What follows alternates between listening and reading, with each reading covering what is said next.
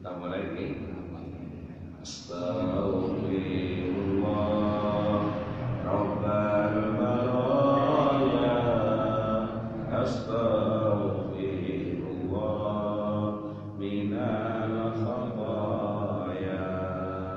Rabbi zidni ilman nafi'an wa wafiqni amalan shalihan. Astaghfirullah Rabbal baraya. Astaghfirullah minal khataya. Rabbi zidni ilman nafi'an wa wafiqni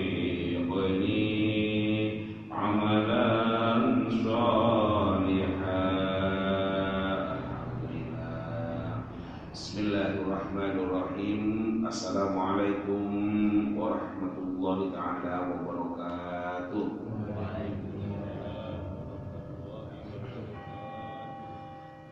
Bismillah.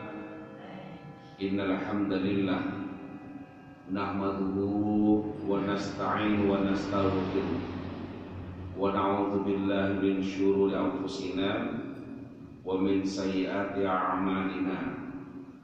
May yahdihillahu fala mudilla lahu wa may yudlil fala hadiya lahu.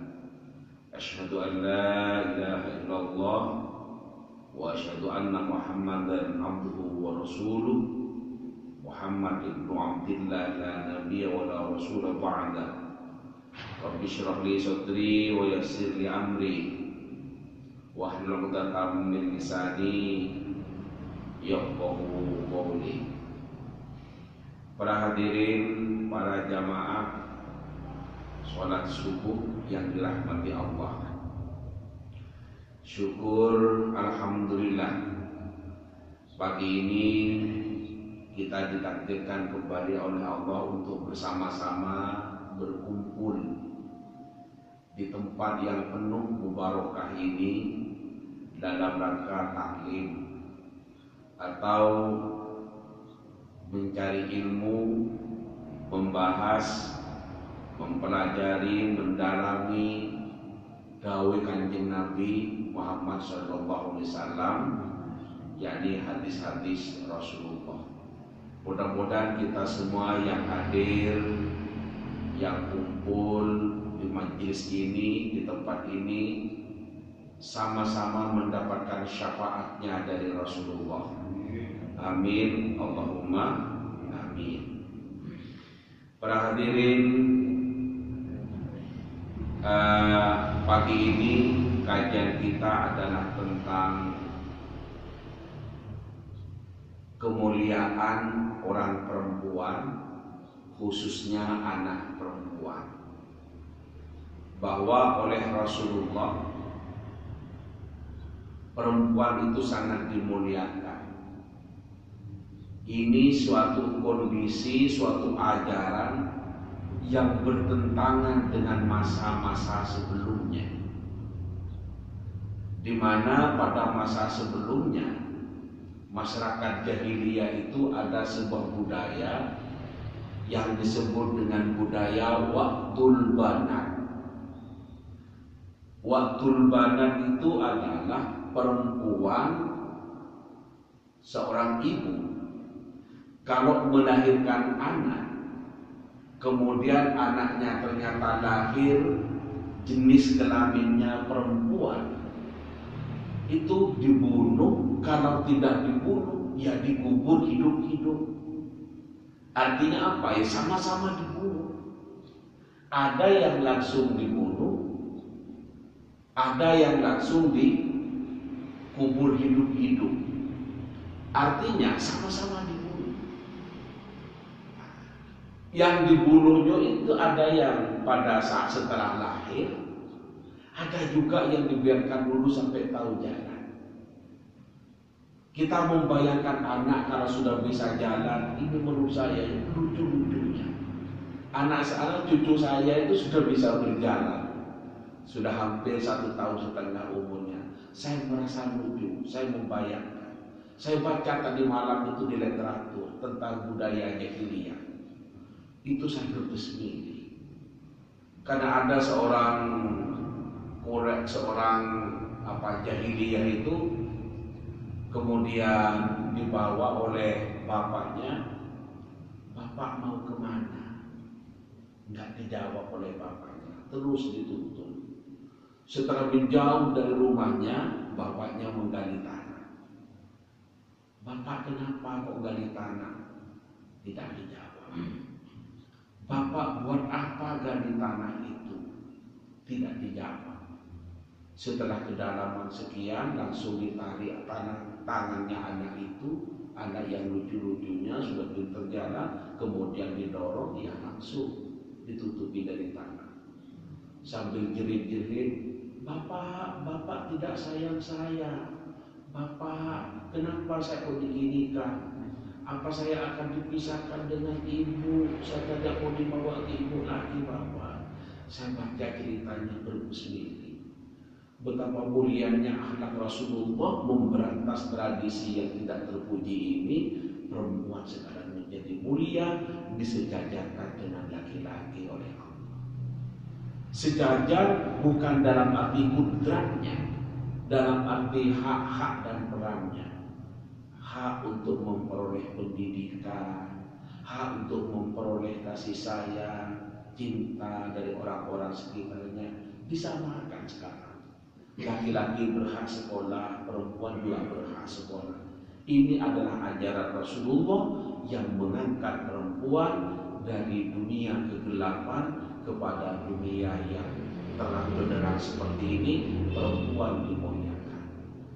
Allahumma sholli ala Muhammad. Allahumma sholli ala Muhammad. Mari kita berselawat betapa kita bersyukurnya. Seperti itu perlakuannya. Sampai tertutup dari tanah itu, ia mati. Oh, anak sudah ditutupin tanah. Nah, seperti itu. Itu dalam literatur kitab-kitab banyak disebutkan. Dari mana saja Ustaz yang ada itu? Ada dari Bani Tamim, ada dari bermacam-macam. Apakah semua orang yang begitu? Tidak juga. Kalau saya baca dari tulisannya Profesor Quraisy Shihab itu, beliau ahli tafsir dari Indonesia, yang tidak semuanya. Tapi banyak budaya seperti itu yang tadi disebut dengan budaya Waqtul Banat. Nah, dalam hadis yang akan kita kaji ini adalah sangat memuliakan perempuan. Nah, gimana bentuknya kok disebut dengan memuliakan perempuan? Monggo bersama-sama kaji. Bismillahirrahmanirrahim. Wa an Anas radhiyallahu anhu anin Nabi sallallahu alaihi wasallam qala. Dari sahabat Anas, semoga Allah ridha kepadanya, beliau Nabi Muhammad sallallahu alaihi wasallam. Qala, beliau bersabda, man ala jariyataini hatta tabdullah jaa yaumal qiyamati ana wa huwa kahataini wa dhamma asabi'ahu ruwahu Muslim. Jariyataini ay bintaini. Man ala jariyataini hatta tablugha, barang siapa yang menanggung segala keperluan dua anak perempuan sampai keduanya masuk usia dewasa, jaa yaumal qiyamati ana wa huwa kahataini, maka ia datang pada hari kiamat, saya dan ia seperti kedua jari ini dan beliau menyatukan jari-jarinya. Rawahu Muslim. Hadis ini diriwayatkan oleh Imam Muslim, berarti status hadis ini adalah sahih. Bapak Ibu para jamaah yang dirahmati Allah, apa yang dimaksud dalam kandungan hadis ini sebagaimana yang sudah disabdakan oleh Rasulullah tadi? Ini adalah menyebutkan bahwa Rasulullah bersabda, barang siapa yang menanggung segala keperluan, segala kebutuhan dari dua anak perempuan, apa segala keperluan, apa segala kebutuhan, ya makannya, ya pakaiannya, ya tempat tinggalnya, ya ngajinya, ya pendidikannya, dan lain sebagainya. Maka orang yang memelihara anak perempuan ini, kata Rasulullah, nanti akan datang ke surga bersama saya, kata Rasulullah. Kemudian Rasulullah menunjukkan dua jarinya seperti ini. Artinya kumpul dengan Rasulullah, berada sama-sama berada dalam surga. Maka seorang ayah, seorang ibu susah payah untuk membiayai anaknya, membelikan pakaiannya, menanggung nafkahnya, menanggung pendidikannya, dan sebagainya. Balasannya dalam hadis ini adalah surga. Bukan hanya masuk surga, surganya akan kumpul dengan Rasulullah. Subhanallah, betapa besarnya pahalanya. Seperti itu yang diajarkan oleh Rasulullah kepada umatnya. Masyarakat jahiliyah dulu justru sebaliknya. Anak perempuan lahir dibunuh. Mereka seolah-olah lupa, padahal yang laki-laki semuanya adalah lahir dari orang perempuan. Bapak-bapak yang membunuh anak perempuannya itu, dia tidak merasa bahwa dirinya itu lahir ke dunia sesungguhnya dilahirkan oleh seorang ibu yang ibunya itu kan perempuan. Tapi kok seperti itu penghargaannya kepada anak perempuan. Nah, seperti itu.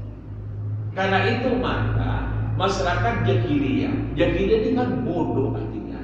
Jahil artinya bodoh. Jahiliyah masyarakat yang bodoh. Bukan tidak punya intelektual, bukan tidak punya kecerdasan. Mereka tuh jago seperti buat sastra, jago. Tapi mereka karena gelap dari sinar hidayah, sampai anaknya sendiri kalau perempuan dibunuh, ya inilah disebut dengan masyarakat jahiliyah. Ini adalah dosa besar dalam Islam.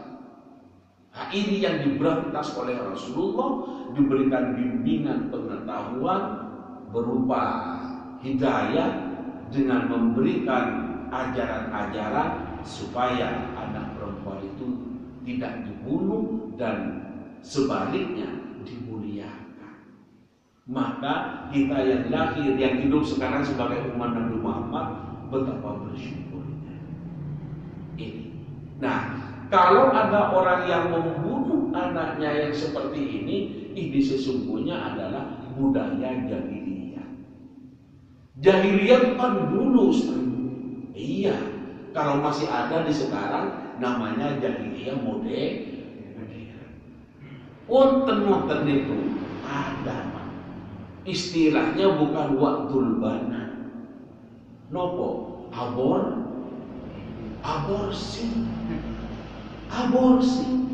Kalau aborsi itu nggak milih yang perempuan, nggak milih yang laki-laki, karena dia hamil tidak dikehendaki maka digugurkan. Kalau bahasa medis disebut aborsi, itu kan aslinya membunuh. Karena itu orang yang punya tradisi itu adalah tradisi jahiliyah, dan itu adalah dilarang oleh agama.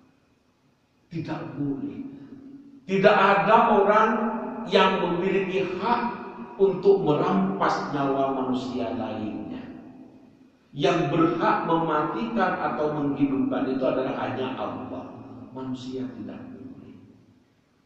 Tapi yang sering terjadi adalah ada hamil yang kehamilannya tidak dikehendaki. Kenapa kok tidak dikehendaki? Ada yang kadang melakukan hubungan seks yang disebut dengan sex before marriage, atau melakukan hubungan seperti suami istri sebelum menikah. Setelah itu hamil, malu. Karena malu maka kemudian digugurkan. Digugurkan ini kan membunuh karena itu sudah jadi bayi. Itu tidak boleh. Dalam undang-undang atau hukum di Indonesia ini juga tidak boleh. Maka aborsi itu adalah satu, dilarang oleh agama, dua, dilarang oleh hukum negara. Kita di Indonesia itu bersyukur punya aturan yang tidak membolehkan orang itu berbuat aborsi atau menggugurkan kandungannya tanpa ada alasan yang dibenarkan oleh syariat. Kita bersyukur. Tetapi ya seperti itu masih ada manusia-manusia yang dengan teganya membunuh janinnya. Berita-berita sampai hari ini, sekarang eranya kan sudah era informasi, media sosial sudah demikian terbuka, kita bisa melihat banyak peristiwa-peristiwa seperti itu. Dan kapan itu saya lihat di semak-semak berukan itu bayi ditutupi daun, setelah dibuka masih hidup, akhirnya nangis, dan setelah dilihat jenis kelaminnya yang laki-laki. Ya itu karena tidak sanggup, karena menanggung beban malu, karena dia hamil dan melahirkan di luar nikah. Oleh sebab itu maka mengapa memelihara anak perempuan itu kok demikian besarnya pahalanya dari Allah? Ya karena ini tadi, menjaga anak perempuan itu tidak mudah. Kalau jenengan punya anak laki-laki pulang sampai jam 11 malam, biasa hari kumpul lebih kanca-kancani. Sing penting di luar enggak ngombe, enggak berbuat yang macam-macam. Orang tua juga enggak apa-apa. Karena kalau anak laki di rumah terus, diam terus, sedih juga bapaknya. Mana boleh kau di rumah terus. Ya. Nanti dianggap kuper, kurang pergaulan, tidak tahu informasi apa-apa, nanti takut dianggap PKI, pemuda kurang informasi, tidak apa-apa. Tetapi berbeda kalau anak perempuan. Kalau anak perempuan pulang jam 11, orang tua sangat khawatir, khawatir. Dari mana nak? Dari kafe. Walaupun di kafe itu adalah sekedar minum-minum kopi atau makan-makan mie misalnya, tapi dilihat orang itu kurang pantas. Jam ini kok masih di kafe? Apa lapo ini? Orang sudah curiga yang macam-macam. Ayo, wong wedok jam ini seduk kafe. Iyo jilbaban bisa katanya satunya. Iyo paling diibu nih tak tahu dikandani tetap romo-romo. Iyo, terus sudah jadi pembicaraan. Ini sudah boleh jadi fitnah karena memang tidak pantas. Maka menjaga anak perempuan saat itu disebut dengan menanggung segala keperluan, mulai dari pendidikannya, dijaga moralnya, ini pahalanya besar. Pahalanya besar. Menjaga orang perempuan tidak mudah. Kalau di rumahnya mau berbuat yang tidak benar, berbuat maksiat, berinteraksi dengan laki-laki dengan cara-cara yang melampaui batas, mudah diingatkan oleh orang tua anak, tidak boleh apa-apaan itu misalnya. Tetapi kalau ada di luar, bisa saja orang tua tidak tahu. Lebih-lebih anaknya yang ada di luar kota, anaknya orang Malang kuliah di Jogja, anaknya orang Surabaya kuliah di Malang, anaknya orang Semarang kuliah di Jakarta, kan jauh dari orang tua. Apa bisa ngawasi tiap hari? Tidak bisa. Maka di sinilah beratnya menjaga anak perempuan. Hidup di kota, godaannya sangat banyak. Kadang dia anaknya ya baik-baik tapi digoda. Satu hari nggak kena, bulan depan nggak kena, tahun depan. Laki-laki kalau ada maunya, wadah kali, wadah. Kok sampai kok kayak sibuk kan Pak? Iya Mas, ada banyak tugas. Mustahil kita ikan ponjol, ayo tak bantu. Mulai tanam jasa, tugasnya 300. Sampai gak capek tak? Ayo ngombe-ngombe, makan-makan tahu apa? Kak aku gak mau duit. Mustahil masak ponjolan, si kenan ngono. Terus diterapi. Semakin banyak jasanya, semakin tergantung perempuan itu pada laki-laki. Mulai sudah kata-kata yang berat. Nah, apakah anak perempuan otomatis menjadi tergoda, terpedaya pada rayuan anak laki-laki? Belum tentu juga. Kalau anak perempuan dibekali dengan iman, dibekali dengan ihsan, Islam, tanamkan kepada diri anak akhlak yang baik, insya Allah anak tidak akan terjerumus pada perbuatan yang seperti itu, walaupun rayuan dan godaannya bertubi-tubi dari laki-laki.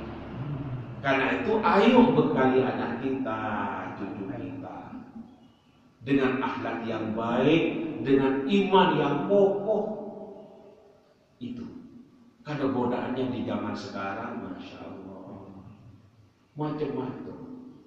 Zaman saya, zaman Pak Lawi, nggak ada Facebook, nggak ada Twitter, mau ketemu susah, kadang janjian nggak ketemu. Sedikit jam. Sekarang lewat Facebook, lewat Twitter, lewat WA, gampang. Ketemuan di mana, jam berapa, bisa diatur. Nah, jenengan tahu situasi seperti ini, sebentar lagi tahun baru.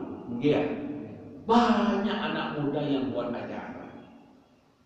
Setelah tahun baru ada 14 Februari itu yang disebut dengan Valentine Day, hari kasih sayang. Hari kasih sayang itu sebenarnya untuk saling menyayangi sesama. Nah, dibuat pacaran, dianggap cinta-cintaan dan latihan manten-mantenan.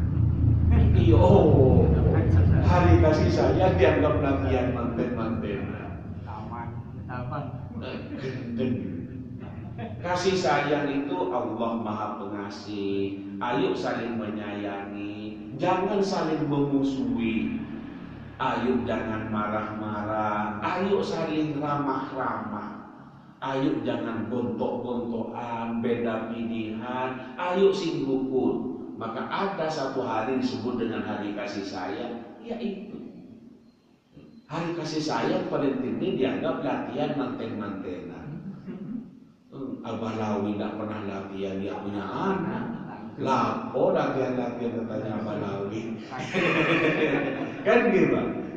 Masa dia latihan manten-mantenan buatan mana buatan? Langsung. Ya hebatnya Abah Lawi, ya tahu Iwan mana tempatnya. Buktinya punya anak. Kan gitu. Tidak perlu latihan manten-mantenan, tidak perlu. Itu dosa. Nah, kalau memang sudah betul senang pada lawan jenis, artinya yang laki-laki sudah senang pada perempuan, yang perempuan sudah senang pada laki-laki, karena itu memang kudrat. maka monggo menikah saja. Dan menikah itu adalah kewajiban sinten. Kewajibannya orang tua. Salah satu kewajiban anak orang tua kepada anak yang terakhir itu adalah menikah. Menikahkan. Lahir, memberi nama. Orang kadang menyebut acara tasmiyah. Pemberian nama. Diberi nama, diberi pendidikan, diberi nafkah, dimengertikan agama. Yang terakhir itu adalah dinikah. Karena itu kalau memang senang tanya, duk, kon senang tanya hari-hari. Gimana? Yang laki juga dipanggil tanya, kamu senang gak ini? Bapakmu di sini. Kita kan punya adat, ada lamaran, lamar sih juga. Dilihat orang tuh senang, yuk beri acara, kapan? Minggu ngarep ini. Ini kalau acara, ayo kumpul-kumpul di rumah. Pelapo, anakku gak bentuk lamaran. Alhamdulillah. Semua itu orang itu yang berdomalani. Dokter muda dulu saya Brawijaya. Alhamdulillah, senang orang tua, senang tetangga yang tidak ikut anak dengar beritanya, senang.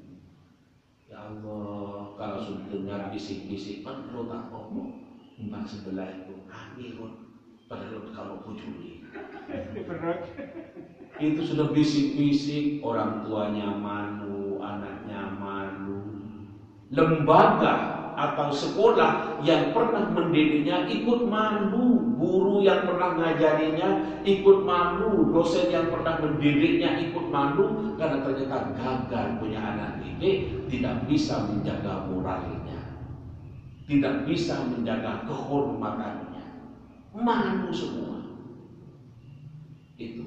Karena itu maka memelihara atau menjaga atau menanggung kehidupan anak perempuan di sini adalah Rasulullah menyebutkan pahalanya besar. Saking besarnya pahalanya itu adalah akan masuk ke surga bersama dan kumpul Rasulullah. Ditunjukkan oleh Rasulullah dengan dua jari yang saling menempel, menunjukkan betapa dekatnya kumpul Rasulullah kelak di akhirat sama-sama berada di surga. Ini besarnya kan berat. Menanggung anak perempuan berat. Karena itu balasannya kalau kita menjaga dengan benar, balasannya adalah surga. Ayo anak-anak kita dijaga, selamat anak-anak kita, ayo cucu-cucu kita juga dijaga. Mudah-mudahan oleh Allah dijadikan generasi yang soleh. Kalau guru saya itu, kiai saya di pondok, pernah memberikan ijazah bagaimana agar memiliki keturunan yang baik kualitasnya, baik keimanannya, otaknya cerdas, imannya sangat baik, akhlaknya sangat luhur. Itu oleh kiai saya itu diberi amanah. Suruh sholat sunnah sebelum sholat sunnah. Sunnah nopo, sunnah mutlak. Nopo sih sunnah mutlak usolli sunnatan lillahi ta'ala sholat. Niat sholat sunnah karena Allah. Sunnah hanya sholat sunnah, bukan tahajud, bukan witir, bukan duha. Itu disebut dengan sunnah mutlak. Usolli sunnatan lillahi ta'ala. Mentuniku banget. Kalau sudah selesai Fatihahnya, siratal ladzina an'amta 'alaihim ghairil maghdubi 'alaihim waladdallin, amin, dan baca surat pendek. Suruh baca surat Al-Kafirun. Qul ya ayyuhal kafirun la a'budu ma ta'budun wa la antum 'abiduna ma a'budu, dan seterusnya. Kemudian ya ruku, i'tidal, sujud, Rabbil firli, sujud, bangun. Rakaat yang kedua suruh membaca surat Al-Ikhlas. Qul huwallahu ahad, Allahus samad, lam yalid wa lam yulad wa lam yakul lahu kufuwan ahad. Kemudian setelah selesai suruh membaca Rabbana hablana min azwajina wa dzurriyyatina qurrata a'yun waj'alna lil muttaqina imama. Rabbana, wahai Tuhan kami itu Pangeran kula, hablana, karuniailah kami, anugerahilah kami, berilah kami min azwajina, dari istri kami, wa dzurriyyatina, dan anak keturunan kami, qurrata a'yun, anak yang menyenangkan, dilihat orangnya baik, perilakunya baik, ini namanya qurrata a'yun, menyejukkan hati, menyenangkan mata. Minta itu seperti itu. Kenapa? Ya tentu karena perilakunya bagus. Kalau anak perilakunya kayak setan, suruh ke utara ke selatan, masya Allah, mbok ngono, koyo mbok di gak ngono. Kok ini katanya bapak, kok mbok buka ngono, kok bisa ya? Kok ini udah sopo. Waj'alna, dan jadikan kami lil muttaqina imama, sebagai pemimpin bagi orang-orang yang bertakwa. Bagus doanya. Kemudian setelah itu baca lagi Rabbi habli minas sholihin, Rabbi habli minas sholihin, Rabbi habli minas sholihin. Rabbi, wahai Tuhan kami, habli, karuniakanlah kami, minas sholihin, dari anak generasi, anak keturunan yang soleh. Itu. Nah, coba dibaca 75. Setiap menjadi. Nah, setelah selesai sholat sunnah mutlak itu tadi. Nah, insya Allah anak-anak kita akan menjadi orang yang tunduk, akan menjadi yang taat kepada orang tua. Anak yang tunduk, anak yang taat kepada orang tua, Bapak Ibu, itu adalah rizki dari Allah. Rizki. Jadi rizki itu bukan hanya karena dapat uang banyak atau dapat nasi banyak. Anak tunduk, taat kepada orang tua, mengabdi kepada orang tua, itu adalah rezeki yang besar. Ketika masih kecil, manut kepada orang tua. Ketika sudah besar, dia menghormati, melayani kepada orang tua. Pangistuni yang orang tua luar biasa, senang orang tua. Kita ini kan tidak sehat seperti ini terus. Kita semakin banyak membutuhkan perhatian anak di saat kita sudah tidak berdaya. Kita akan terus dikurangi oleh Allah. Yang giginya lengkap lama-lama berkurang. Enggak? Kurang 1, kurang 2, terakhir katanya malah ini. Yang gigi, yang pendengaran juga akan berkurang. Mbak mendengar, Mbak mendengar, Mbak oh naik, aduh, Masya Allah. Kadang suami istri ya gitu, bukan hanya dengan cucunya, suami istri, dek, benar dek, dia berubah bahasa nadanya, gak jauh, bukan gak jauh, gak mendengar Pak. Pendengarannya sudah mulai berkurang. Dek, apa sih kok manggil kok muring-muring? Bukan muring-muring, puting telu nih. Ini kira muring-muring mulaian. Sekalian model bohong pada tua gak pada tua aku minta lu di sana gak nyawa. Kapan sampai telu? Masya Allah. Ngoten deh. Nah, artinya pendengaran sudah mulai dikurangi. Mata juga ngoten dikurangi oleh pengiran. Yang dulu lihat bokong, cek jelas. Jalannya jelas. Sekarang cucunya sendiri datang, oh ini aku bang, oh iya, tak kira sopo dulu. Penglihatannya sudah mulai dikurangi. Padahal dulu kalau lihat paha, lihat kuku jelas. Sekarang sudah tak pakai jelas. Ya Allah, cucunya sendiri itu tak jelas. Penglihatan sudah mulai dikurangi. Itu.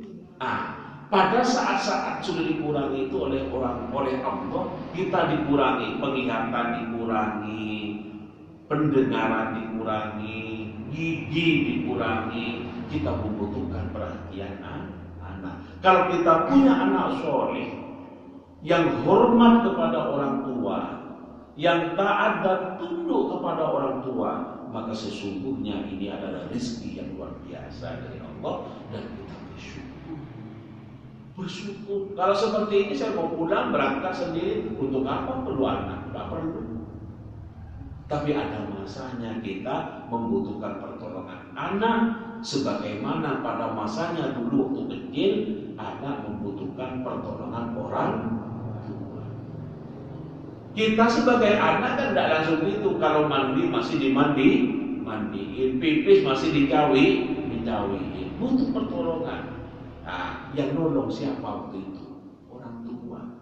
Karena itu ayo kita setelah jadi orang tua, anak-anak itu harus hormat kepada orang tua.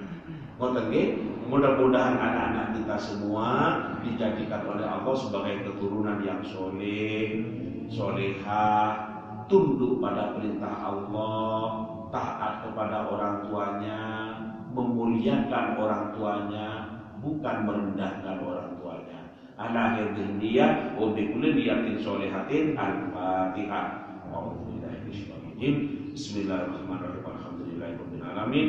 Arrahmanirrahim. Maliki yaumiddin. Iyyaka na'budu wa iyyaka nasta'in. Ihdinas siratal mustaqim. Siratal ladzina an'amta 'alaihim ghairil maghdubi 'alaihim waladdallin. Bismillahirrahmanirrahim. Alhamdulillahirabbil alamin. Hamdan na'imin hamdan syakirin hamdan yuwaffi ni'amahu wa yukafi mazidah. Rabbana lakal hamdu kama yanbaghi li jalalika al-karim bi 'azimi ismika. Allahumma shalli ala sayyidina Muhammadin wa ala alihi wasallam. Alhamdulillahirabbil alamin. Allahumma aghnina bil 'ilmi wa zayyinna bil hilmi wa akhirna bit taqwa wa jammilna bil afiyah wa tawaffana bi husnil khatimah. Allahumma alif baina qulubina wa aslih dzata bainina wahdina subul salam wa najjina minadh dhulumati ilan nur وجنبنا الفواحش ما ظهر منها وما بطن. ربنا هب لنا من ازواجنا وذريتنا قرة اعين واجعلنا للمتقين اماما. ربنا هب لنا من الصالحين. ربنا هب لنا من الصالحين. ربنا هب لنا من الصالحين. ربنا آتنا في الدنيا حسنة وفي الآخرة حسنة وقنا عذاب النار. سبحان ربك رب العزة عما يصفون وسلام على المرسلين الحمد لله رب العالمين. Assalamualaikum warahmatullahi wabarakatuh.